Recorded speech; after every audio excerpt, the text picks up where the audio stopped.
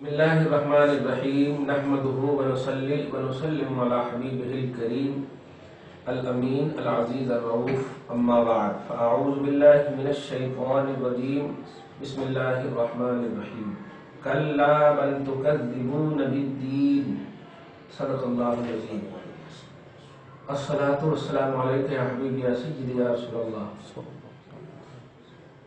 آیت نمبر 8 سورہ انفطار کا درس ہو گیا ہے، جس میں ایک آیت کے حوالے سے خاص طور سے غوث پاک کی بات اتنی اہم تھی کہ بولی تو چلی گئی لیکن ہم سب محسوس نہیں کیے۔ ابھی محسوس کیجیے۔ آپ یہ بتائیے، اگر ہم اپنے آپ کو اپنی ذات کو دیکھتے ہوئے اور بازو میں اپنے والد کو دیکھتے ہوئے یہ طے کر لیں گے کہ ہم اپنے باپ کے برابر نہیں ہو سکتے، آپ ہم حضرات تو ایک دم یقین سے کہیں گے کہ ہمارے بڑے جو تھے ان کے دھول بھی نہیں ہے آج ہم۔ ارے باہر وہاں پر بیٹھے رہتے تھے، مکھی تک کو پتہ نہیں چلتی، اس طرح ہم لوگ آنا جانا کرتے، لیکن آج یہ اولاد جو ہے کیا کہیں، نہ اولاد کا حق ادا کر رہی نہ باپ ہونے کا حق ادا کر رہی۔ تو وہی اسی تصور میں غوث پاک کا یہ جملہ سنیں، پہلے ان کا اسٹیٹس سمجھیے۔ جس ذات کو اللہ پاک نے اپنے رسول کے ذریعے سے 7 مرتبہ لعاب دہن منہ میں ڈلوایا۔ سورہ احزاب کی آیت نمبر 40 کے تحت تفسیر روح المعانی میں یہ تفسیر ہے کہ عبد القادر جیلانی کو رسول اللہ تشریف لائے ظہر کی نماز کے بعد، اور تشریف لانے کے بعد کہتے ہیں، اے بیٹے، بغداد میں تم سے لوگ فیض پانا چاہتے ہیں، تمہارا واز سننا چاہتے ہیں، تم واز کیوں نہیں کرتے؟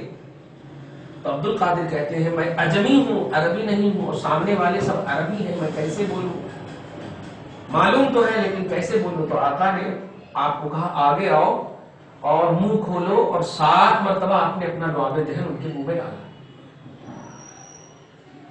پھر بھی اس کے بعد غوث پاک تقریر نہیں کر رہے ہیں۔ دوسرے وقت حضرت علی آئے اور علی کہے، بیٹے اب بھی تم نہیں تقریر کر رہے ہو، لوگ تم سے فیض پانا چاہ رہے ہیں۔ کہا نہیں، ابھی بھی کچھ کمی تھوڑی بہت ہے، یہ کمی غوث پاک کی وجہ سے ہے اور نبی کی وجہ سے نہیں۔ تو کہتے ہیں ادھر آنے کے بعد 6 مرتبہ آپ نے لعاب دہن ڈالا۔ حضرت علی 7 بار نبی نے اور حضرت علی نے 6 مرتبہ۔ سورہ احزاب آیت نمبر 40 کے تفسیر میں روح المعانی کے حوالے سے اس کو دھیان رکھیے گا، پارہ نمبر 22 میں۔ تو جب ڈالا تو توجہ دے رہے ہیں آپ، کیا کہا تھا نبی نے؟ واز کیوں نہیں کرتی، شریعت کیوں نہیں پھیلاتی، یہ جملہ کہا ہے۔ اور شریعت نہ پھیلانے کی وجہ کیا کہا تھا؟ میں عربی اجمی ہوں۔ تو رسول نے لعاب دہن ڈالا تھا، یعنی آپ کو شریعت میں پرفیکٹ کرنے کے لیے ڈالا تھا۔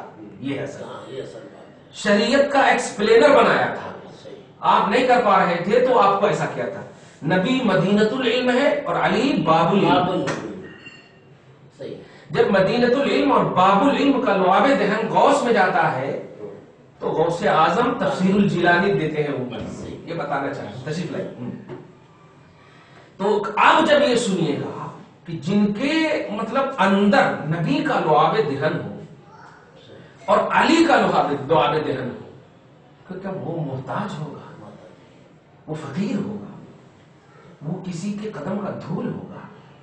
لیکن غوث نے کل کہا تھا، کل اس جملے پر ہم لوگ توجہ نہیں دی، بیچ میں آ جانے کی وجہ سے توجہ دیجئے۔ کل جو آیت نمبر 8 کے تحت آیت نمبر 6 کے تحت جو سب کا، فضیل بن عیاض کا، یحییٰ بن معاذ کا، ابو بکر وراق کا، یہ سب کا، اور غوث نے جو اپنے آپ کو کہا تھا، میں فقیر حقیر۔ ارے نبی کا نالین مل جائے تو لوگ کہتے ہیں تاجدار ہیں ہم، نالین بولے تو نبی نہیں ہے، نبی سے کنیکٹڈ چیز ہے، لیکن تھوک تو نبی کی ہے نا۔ غوث کے اندر نبی کا تھوک ہے، تو نبی کی ذات کی چیز جس کے اندر ہو وہ کتنا بڑا تاجدار ہوگا؟ وہ فقیر ہو سکتا نہیں ہو سکتا؟ وہ کہہ رہے ہیں میں فقیر، میں حقیر۔ اس سے جو ہم لوگوں کو جذبہ تواضع ملا ہے، انکساری کا جو جذبہ ملا ہے، جھکنے کا جو جذبہ ملا ہے، واقعی ہم اگر غوث پاک کے ماننے والے ہیں تو جتنی بلندی پر آپ چلے جائیے اس سے کئی زیادہ پستی پر سمجھیے اپنے آپ. یہ ہے غوث پاک. میں فقیر حقیر، خادم الفقراء، فقیروں کا فقیر، فقیروں کا خادم. اللہ اللہ، جسے پوری دنیا غوث الاعظم کہتی ہے، وہ کہہ رہے ہیں میں فقیروں کا خادم اور فقیروں کے قدم کا دھول. یا اللہ، بس ہم اپنی حیثیت سمجھ میں آ گئے کہ ہم اب کیا ہیں. کچھ بھی نہیں ہے، بس یہی تصور اگر ہے تو یہی ایک کچھ ہے ہمارے پاس کہ ہم کچھ بھی نہیں. غوث پاک کے اس جملے سے اللہ پاک ہم سب کو فیض والا رکھے. آخر میں اس جملے کی اور وضاحت کروں گا. آج کا درس پہلے سن لیجیے آیت نمبر 9 کے تحت. کلا بل تکذبون بالدین. اے لوگوں، تمہیں اللہ تعالیٰ نے جس شکل میں چاہا متناسب الاعضاء کو ایک دم سیم جیسا تھا ویسا بنایا.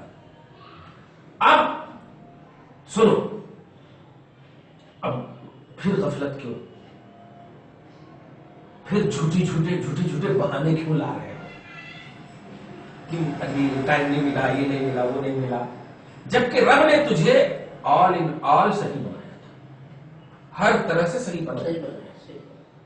تو جب ابتدا سے لے کر سوچ اور سوجھ بوجھ تک پورے طور پر اللہ کی تخلیق تیرے لیے صحیح تھی، تو غفلت کی وجہ کیا ہے؟ غوث پاک کہہ رہے ہیں کہ کلا ردعا للانسان عن الغفلہ والاغترار باراد الاعذار الکاذبہ. انسان کو اللہ تعالیٰ اب وارن کر رہا ہے، تنبیہ کر رہا ہے کہ اب غفلت کیسی، اب جھوٹے عذر لا کر کے دھوکہ دینے کا تصور کیسا. یہ جھوٹے ارے اللہ معاف کر دے، کر دے، وہ کر دے. کیوں؟ جس وقت تمہیں میں نے جوانی دی تھی، صحت دی تھی، طاقت دی تھی، وہ اس وقت کہاں گئی تھی سوچ تمہاری؟ غافل تم اس وقت تھے، اب غافل نہیں ہو. تو اس وقت کی بات پوچھ رہا ہوں میں. اس وقت کس چیز نے تمہیں غافل کیا؟ اے انسان، کس چیز نے تمہیں غافل کیا؟ ہم تو بس غوث پاک کی جملے پر جائیے کو بعد غوث پاک ہمیں بھی اپنے ساتھ لے کر کے رہے کہ آپ جیسا ایکسپلین کر رہے ہیں نا، ہم آپ کے پیچھے ہیں، بس ہم آپ کے پیچھے ہیں. یہ تو 100% ہے. اب آگے دیکھیے، بل تکذبون، اے ظلم اپنے آپ پر کرنے والے، اے فضول خرچی کرنے والے، اے افترا کرنے والے، تکذبون بالدین، تم قیامت کے دن کو جھٹلا رہے تھے. اگر تمہیں معلوم ہوتا کہ ہمیں اس عمل کی جزا یا سزا ملنے والی ہے، تم یہ عمل اگر جزا ملنے والی ہے تو کرتے، سزا ملنے والی ہے تو نہیں کرتے. لیکن تم نے سزا اور جزا کا خیال ہی نہیں کرتے. تکذبون بالدین، دین بولتے ہیں جزا، قیامت کے دن، جیسے مالک یوم الدین قیامت کے دن کا مالک. تو وترکتم الجزاء علی اعمالکم واخلاقکم، یعنی تم جھٹلا رہے تھے دین کو، اور دین میں کئی قسمیں لا رہے ہیں، یعنی جزا کے دن کو، اور وہ جزا کا دن جو تمہارے اعمال اور تمہارے اخلاق پر جزا دی جائے گی. تمہارا کیریکٹر کیسا، تمہارے اعمال کیسے تھے، اس کو تم جھٹلا. کیریکٹر بھی آئیں گے. ارے نبی فرماتے ہیں سب سے اچھا ایمان اس کا ہے جس کا کیریکٹر اچھا ہو. سب سے بیسٹ مومن وہ ہے جس کا اخلاق اچھا ہو. سب سے بہترین انسان وہ ہے جس کے اخلاق اچھا ہو. کل ایک جملہ کیا کہا تھا میں نے، گھر بار اہل و عیال کی خدمت کیجئے، گارنٹی ہے. یہ اس لیے کہا تھا کہ خیرکم لأہلہ، نبی فرماتے سب سے بہتر مومن وہ ہے جو اپنے اہل و عیال کے لیے بہتر. حقوق کی پامالی اگر ہو گئی تو اللہ معاف نہیں کرتا، کیونکہ اللہ کی یہ چیز نہیں ہے، بندوں کی چیز ہے. ہاں، نماز کی معافی پرسنل مولا کا معاملہ ہے، لیکن یہ جو اپنے جو ذمہ دار ہیں، جس کی رسپانسبلٹی آپ کے حوالے ہے، ان کو اگر نہیں کریں گے تو پھر دو طرح سے پکڑے جائیں گے. دو طرح سے پکڑے جائیں.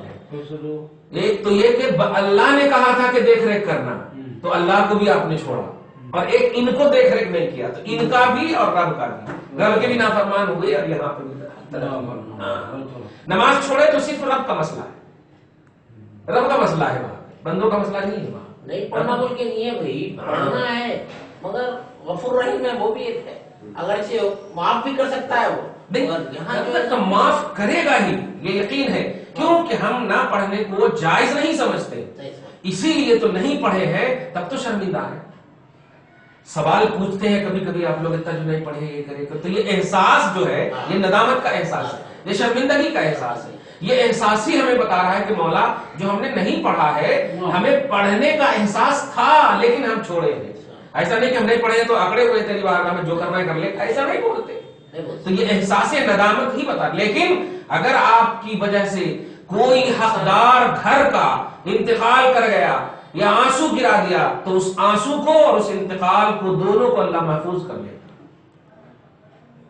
اور جب میدان محشر قائم ہوگا تو اس کے آنسو کو بھی دکھائے گا، یہ آنسو تیری وجہ سے گرے تھے، یہ آنسو تیری وجہ سے گرے تھے، اب وہ معاف کرے گا تب میں معاف کروں گا، اس وقت بھی یہی کہے گا اللہ۔ ایک شرط ہے، ارے واہ، شرط ہے، اب یہ معاف کرے گا تو اب بتائیے وہ کیسے معاف کرے گا؟ وہ ارے تیری وجہ سے میں مرا ہوں کیسے معاف کروں؟ یہ خدا کا عدل دیکھیے، فضل پر صرف آپ دھیان نہیں دیجیے، خدا کا عدل دیکھیے۔ اگر رب العالمین میں کہہ رہا ہوں نا معاف کرو تو یہ تو ون سائڈڈ پہلو ہوتا، لیکن اللہ انسان کو نہ مجبور کیا ہے نہ مختار کیا ہے، انسان کو انسان کی حیثیت بتا رہا ہے، انسان سے بتا رہا ہے، چل وہ معاف کرے گا تو میں معاف کرتا، نہیں تو نہیں کرتا۔ واہ، چھوڑ دیا اس کو، یہاں لوگ سمجھ رہے ہیں وہ بات کو، اللہ پاک اس بات کے وسیلے سے سمجھا دے۔ خیر، اعمال کو جھٹلا رہے تھے، اخلاق کو جھٹلا رہے تھے، نیکیوں کو جھٹلا رہے تھے، برائیوں کو جھٹلا رہے تھے، لذالک اغتررتم بالحیات المستعارہ، اسی وجہ سے یہ دنیاوی لمیٹڈ زندگی نے تمہیں دھوکے میں رکھا۔ یہ حیات المستعار وہی عاریت پر ہے، یہ کیا یقین ہے؟ مرنے پر یقین ہے، جینے پر یقین نہیں ہے۔ مرنا ہے اس کا کمان ہے، بالکل بھرو یقین ہے، ایک دم ایک نہ ایک دن مرنا ہے، لیکن کب تک رہنا ہے بس دیکھو صاحب، رات میں دیکھ کے سوتے ہیں پتہ نہیں صبح ہوگی یا نہیں ہوگی، جینے کا کوئی گارنٹی نہیں ہے، مرنے کی کوئی گارنٹی ہے وہی تو اسی کو حیات مستعارہ بولتے ہیں، مستعارہ یعنی عاریت پر ہے، یہ اجرت پر لیے سو ہے، جنت کے بدلے کی زندگی ہے، وہ آپ کی زندگی ہی نہیں ہے۔ ان اللہ اشترى من المؤمنین انفسهم واموالهم بان لهم الجنہ، بے شک اللہ نے مومنوں سے ان کی جان کو اور مال کو جنت کے بدلے میں خرید لیا ہے، یہ آپ کی ہے ہی نہیں، یہ امانت ہے، اور امانت کو اس کی حفاظت کی جاتی ہے، اس میں خیانت نہیں کی جاتی ہے، یہ امانت ہے، یہ حفاظت نہیں کی جاتی۔ ہاں، جان کو اور مال کو، مال کو، مال دیکھیے، اب فرض کیجیے 10 لقمہ کھانے کی صلاحیت ہے، آپ 20 لقمہ کیوں کھا رہے ہیں؟ پکڑے جائیں گے۔ 10 لقمہ کھانے کو اللہ پاک نے آپ کو 3 روٹی آپ کھا رہے، 3 روٹی آپ کی حصے کی ہے، 3 روٹی بازو والے حصے کی ہے، تو آپ 2 روٹی اس کو کیوں لے رہے ہیں؟ 3 روٹی آپ کھائیں گے، آپ کا حق ہے، آپ کا یہ حق ہے، اس سے زیادہ آگے پیچھے بڑھیں گے تو یہ پھر خیانت ہو گیا، یہ خیانت ہو، امانت اور خیانت، امانت کے خلاف کرنا، اب ایک دم میں نے یہ دے دیا آپ کو اور آپ کہا کہ بھائی یہ میری چیز ہے، اب نہیں بھی کہوں گا تو میرا خیال آئے گا تو آپ کو کرنا ہی ہے، تو ایسے ہی رب نے آپ کو جان دیا اور رب نے آپ کو مال دیا۔ کھڑے ہو کر پانی پینا، دھیان دیجیے، کھڑے ہو کر کھانا کھانا کیوں حرام ہے؟ اس لیے کہ جو چیز امانت کے طور پر کسی کے پاس رہتی ہے، جس کی رہتی ہے اس کا خیال آتا ہے، اس کا خیال آتا ہے، اور آپ سوچ لیجئے ایک مخلوق میں ایک مفتی اپنے پیر کا خیال آ جائے تو آپ فوراً ادب و احترام کرنے لگتے ہیں، پیر کا خیال آ جائے، اور وہ تو خالق ہے، اسی لیے کھڑے ہو کر کے، اے بندہ کھڑے ہو کر نہیں میں، اے بندہ بے ادبی سے نہیں میں، رزق کی تعظیم اسی لیے فرض ہے کیونکہ رزق امانت ہے، ہاں رزق کی تعظیم اللہ کی امانت ہے اور اس میں خیانت ہے، اس کی بات ادب کرنا ہے۔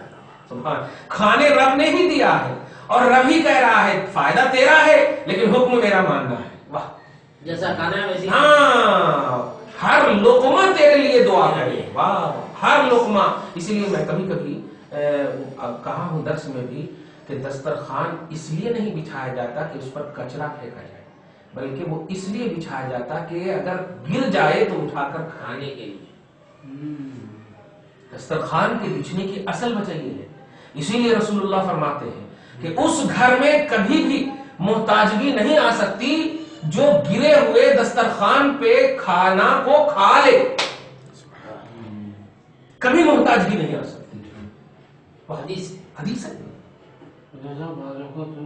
مرچی رہتی نہیں مطلب یہ کہ اس کو پرسنل صرف اسی کے لیے نہیں، پھینکنے کے لیے تو ہے جو، مگر جو پھینکنے کی چیز ہے، پھینکنے کی جو چیز ہے وہ، جیسے اب آپ دیکھیے دعوت میں جائیے تو اللہ نے بنا، گھر میں جائیے تو چوس چور کا ہڈی کھائیں گے، اور دعوت میں جائیے تو ذرا کھا کے پھینک دیتے ہیں.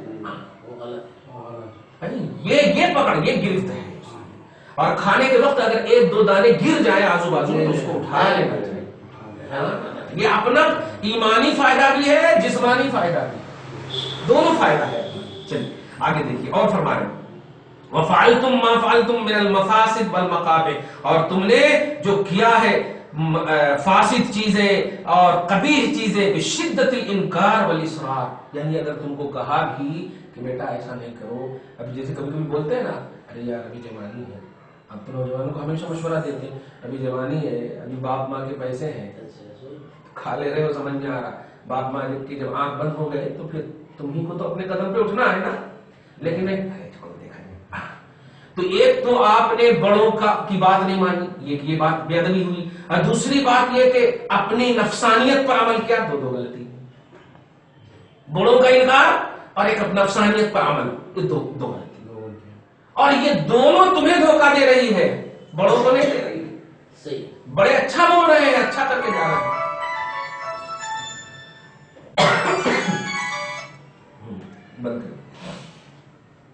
بلا مبالات وخشیت من القدیر العلیم، تمہیں کوئی بھی پرواہ نہیں تھی اور تمہیں کوئی بھی خشیت اور خوف نہیں تھا. قدیر یعنی قدرت والے اللہ کا اور جاننے والے. قدرت یہاں پر اس لیے لائے اللہ کے پاور کا تجھے کوئی خوف نہیں تھا. وہ چاہتا تم چونٹی کی طرح مسل دیتا تمہیں، تجھے قدیر کا بھی خوف نہیں تھا، اور تمہارے سارے اندر کی چیزوں کو بھی جان رہا تھا، اس کا بھی خوف نہیں تھا تمہیں. قدیر اور علیم کا بھی خوف نہیں تھا. اس لیے تم جھٹلائے اور تمہیں حیات مستعار نے اسی لیے دھوکہ دیا اگر تم صحیح سے عمل کرتے. لیکن سنو اور آگے دیکھیے کیا کہے، وَإِنَّ عَلَيْكُمْ، اور سنو حق کی طرف سے یعنی اللہ پاک کی طرف سے، غوث پاک فرمان اللہ پاک کی طرف سے بے شک، اِنَّ عَلَيْكُمْ تمہارے اوپر، لحافظین یقیناً حفاظت کرنے والے ہیں. اب وہ کون ہے دیکھیے، اے رقباء من الملائکہ، فرشتوں میں سے جو رقیب ہے، رقیب بولتے ہیں ہمیشہ نگرانی کرنے والے، ہمیشہ دیکھنے والے. اب آپ بھی نہیں بولتے ہیں کیا یار رقیب کی طرح ہمیشہ نظر رکھ رہے ہو آپ، رقیب کی طرح. دنیاوی طور پر اس کی مثال بتاؤ، ایک چیز ہو جس کو دو چاہیں، ایک کو دو چاہیں تو اس کو نہیں، یہ دونوں چاہنے والے کو آپس میں رقیب بولتے ہیں. کیوں؟ اس لیے کہ اینی ٹائم ایک ہی چیز پر دونوں کی نظر رہے، اس لیے رقیب بولتے ہیں اس کو. تو رقباء من الملائکہ، اے لوگوں تمہارے اوپر اینی ٹائم حفاظت کرنے والے رقیب کی طرح فرشتے ہیں. ایک سیکنڈ کے لیے بھی ایک کو چاہنے والا دو اگر ہو اور چہرہ پھیر دے تو دوسرے کا خوف رہتا ہے کہ کہیں وہ نہ چاہنے لگے، اس لیے اینی ٹائم وہاں مراد ہے. تو تمہارے اوپر کون ہے وہ رقیب؟ توجہ دیے، یحفظون علیکم اعمالکم علی التفصیل الذی صدر عنکم، جو حفاظت کرتے ہیں تیرے اوپر، اعمالکم تیرے اعمال کی، تیرے اعمال کی حفاظت کرتے ہیں، علی التفصیل اس ڈیٹیل کے ساتھ، الذی صدر عنکم جو عمل کے تیرے سے سرزد ہو، صادر ہو، یعنی جو تم عمل کرتے ہو وہ سارے عمل کو تفصیل کے ساتھ اس کی نگرانی کرنے کے لیے اللہ پاک نے تیرے اوپر فرشتے پر رکھا. اب ان کا نام کیا ہے؟ جس سمپل انداز میں آپ لوگ کرامن کاتبین، کرامن کاتبین. ابھی بتا رہا ہوں، دیکھیے گا بڑی اہم پہلو آ رہے ہیں یہاں پر، توجہ سے دن سنیے. کرامن، اب کرامن کی تفسیر غوث پاک دیکھیے، فی حفظھا، اعمال کی حفاظت میں کرامن، کرامن عزت والے، یعنی عمل کی حفاظت میں وہ خرد و برد نہیں کرتے. خرد و برد سمجھ رہے ہیں نا، یعنی اگر آپ واچ مین کو رکھ لیجیے، ارے کچھ بھی مل جائے تو مالک کو بھی نہیں بولتے ہیں ارے رکھ لے. امانت دار ہے، کرامن عزت دار ہے، وہ عزت کے ہمیشہ خیال رکھتے ہیں. امنا امین ہے، لا یزیدون علیہا، جتنا کرتے ہو बस उतना ही लिखते हैं, ला यज़ीदून अलैहा, उसके ऊपर ज्यादा नहीं करते, वला यनकुसून मिनहा, और कम भी नहीं करते। लिकौनिहिम, क्यों? इसलिए कि कातिबीन यानी लिखने वाले हैं, किरामन कातिबीन लिखने वाले हैं, ऐ मुस्बितीन फी सुहुफ़ि आमालिकुम, रजिस्टर जो दिया गया है अल्लाह की तरफ से तुम्हारे अमाल के, उसमें वो लिखने वाले हैं। और उसमें कमी बेशी क्या लिखेंगे? वो दिया ही गया है एकदम बराबर बराबर, तुम्हारी उम्र, तुम्हारे रिस्क, तुम्हारे अमल, तुम्हारे शकी व सईद, इस सब के एतबार से दिए गए हैं, तो तुम कभी, और फरिश्ते मासूम होते हैं, यफ़अलून मा युअमरून, उससे खता हो ही नहीं सकती, उसका नेचर ही इसमत पर हुआ है, यानी मासूमियत पर, किसी भी जाविये से खता नहीं हो सकती। अब यहां पर आगे की जो आयत है, या अहले सुन्नत का जो एक अजीम अकीदा मिलेगा आपको, वो देखिए आयत नंबर 12 को देखिए, याअलमून मा तफ़अलून। एक अव्वलन तो आप इसी से समझ गए होंगे कि भाई तुम्हारे आमाल को वो लिखते हैं, तो इसका क्या मतलब हुआ?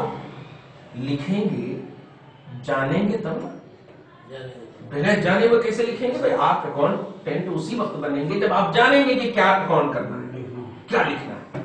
देखिएगा, तो इससे एक अजीम अकीदा हमको मिला कि उम्मत में काफिर मोमिन जितनी भी मखलूकात हैं, खास तौर से अशरफुल मखलूकात आदम चूंकि कांधे पर है किरामत कातिबीन, तवज्जो दीजिए, ये सब के आमाल को जानता है अल्लाह का फरिश्ता। इससे आप अकीदा लीजिए कि नबी के 63 साल के बाद जो आज उम्मत का एक तबका ये बोल रहा है कि आज नबी का उम्मत से कोई कनेक्शन नहीं है, वो अपनी कब्र में है, 63 साल के बाद उम्मत से कोई कनेक्शन नहीं है, वो आए कुरान दिए चले गए माल अल्लाह।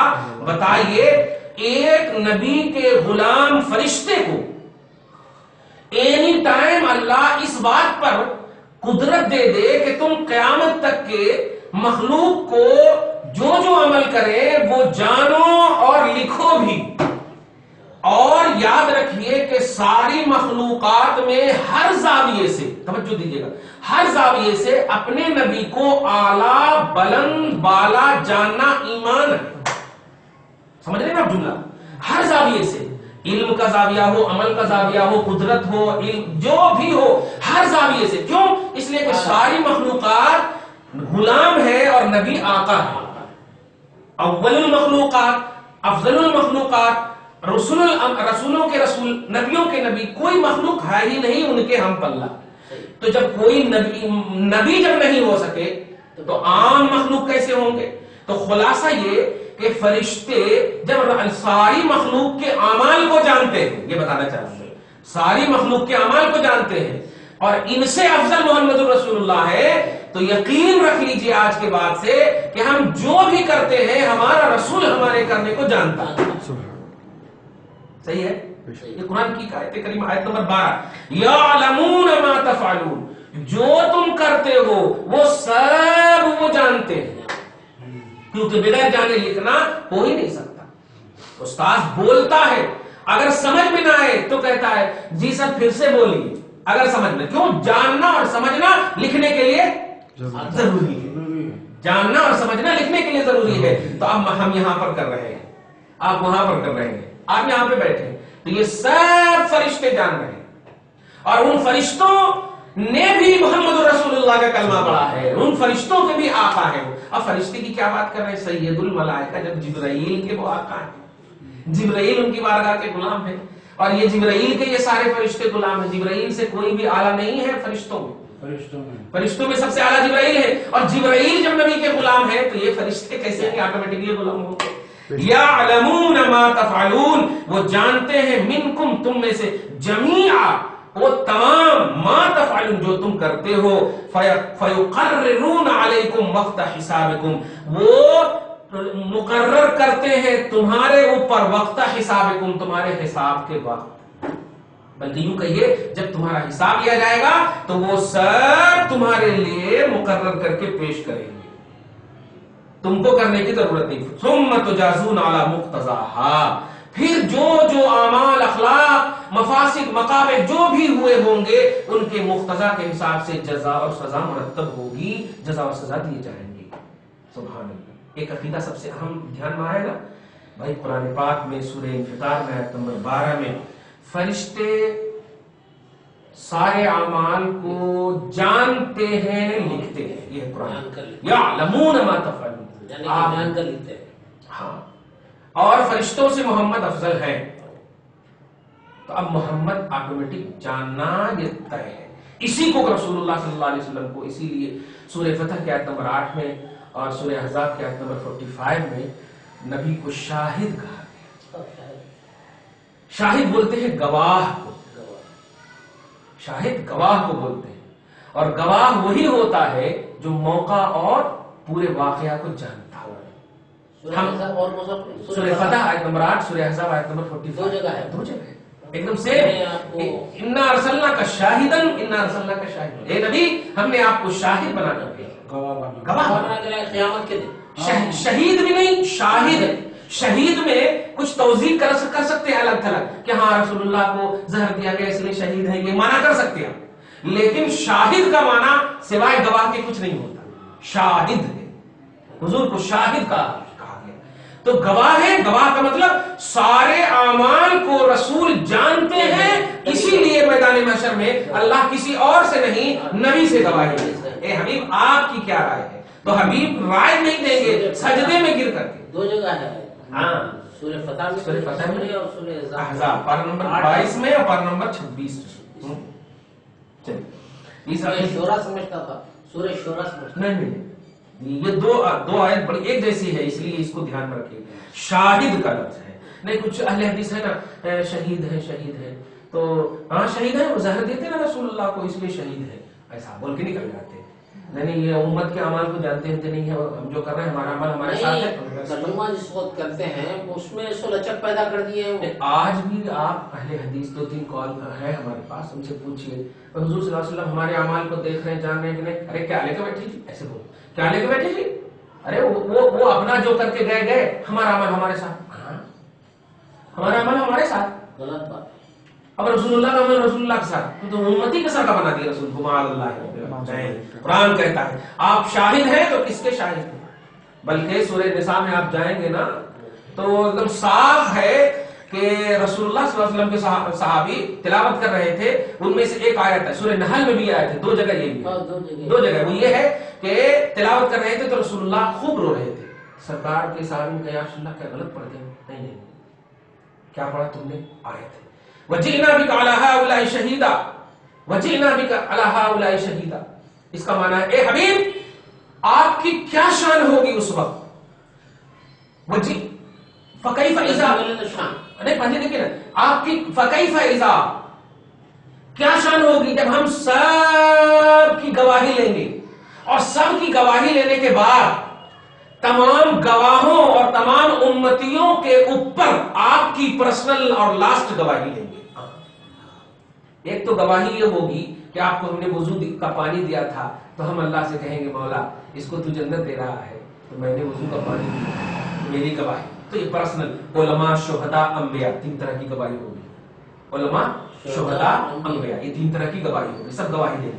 तो सब जब गवाही दे देंगे एक दूसरे के बारे में, फिर बिल्कुल अब फैसला नहीं, खबरा रुको, अब इन सब पर एक गवाह लाएंगे और वो गवाह मोहम्मद रसूलुल्लाह।